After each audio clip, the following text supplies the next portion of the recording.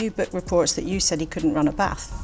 Did you say that? Well, I'm not, you know, there's a lot of things that were said in that book that I don't recognise to be. The coalition government. No, they raised the capital gains tax in the coalition government. Well, what I'm saying, Andrew, and what you said. It was meant to be a moment of strength, a confident leader addressing his supporters, uniting them behind his vision. But within moments the atmosphere shifted. What began as polite applause quickly turned into visible discomfort. Then came the boos, loud, unrestrained, and persistent. Kier Starmer stood there caught off guard. This wasn't just a few dissenting voices. It was a clear message. People weren't convinced by what he had to say. A new book reports that you said he couldn't run a bath. Did you say that? Well, I'm not, you know, there's a lot of things that were said in that book that I don't recognise, to be honest. So did you not say that? And it's tittle tattle, so I don't recognise what was said in that book. But that's not tittle tattle. That's what the woman who's now the Deputy Prime Minister is reported to have said about the now Prime Minister. Sure, and there was lots of other things that people have said about me or anyone else, and no, I don't recognise ever saying that to anybody. But we all have frustrations when we're at work sometimes, and I'm sure people have been frustrated with me. What went so wrong? Was it his stance on the Gaza ceasefire? His economic promises that felt empty? His sudden shift on Brexit? Or was it something deeper, something that made even lifelong Labour supporters feel like their leader no longer spoke for them? One thing is clear, this wasn't just a bad speech. It was a turning point, a moment where trust cracked and the crowd made up its mind. At first there were just uneasy glances, a few stiff shifts in seats, then one loud boo. The floodgates opened. Murmurs turned into heckling. Some walked out. Starmer kept talking, but the crowd had already decided they weren't with him. Was it when he dismissed the ceasefire calls? The way he spoke about the economy like he was reading from a script? Or was it his confidence, too polished, too distant? This wasn't just pushback. It was rejection. And once a crowd turns against you, there's no winning them back. Then came the moment that sent everything over the edge.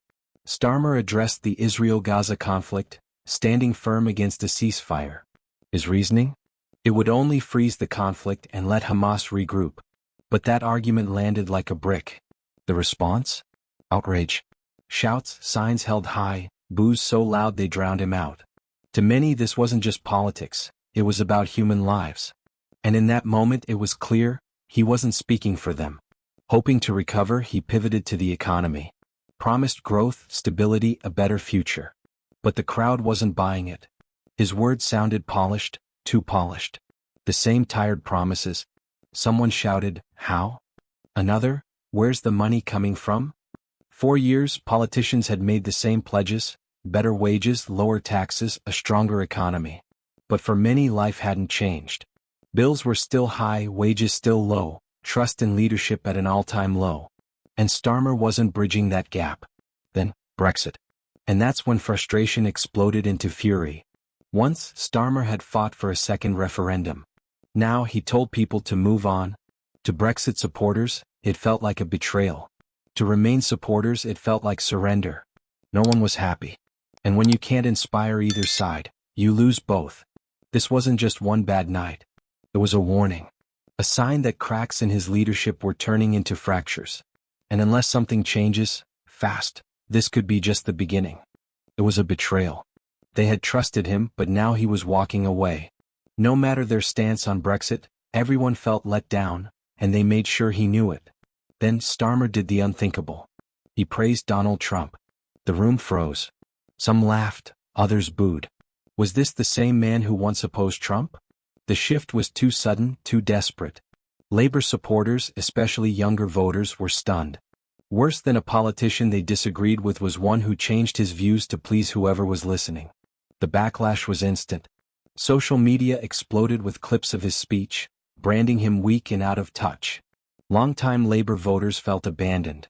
Even inside the party, tensions rose. Starmer had walked into Southport expecting support but left looking like a leader who had lost his own base. Once the headlines hit, there was no controlling the damage. Every major outlet covered the boos, the heckling, and Starmer's stunned reaction. Then came the polls. Labour's approval ratings sank.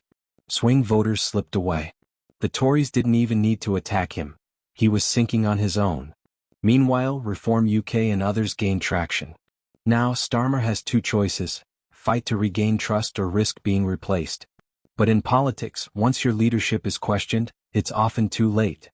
If he doesn't turn this around fast, Southport might be remembered as the moment everything fell apart.